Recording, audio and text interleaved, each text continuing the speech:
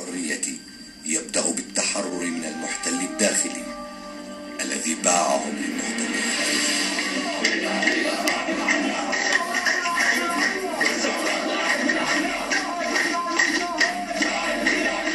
حين اندلعت الثورة السورية عرف أهل الجولان أن فجر الحرية آت، وأن وقت التحرير أخيرا قد بدأ، وقت تحرير الجولان، جنة سوريا وحديقتها الغناء.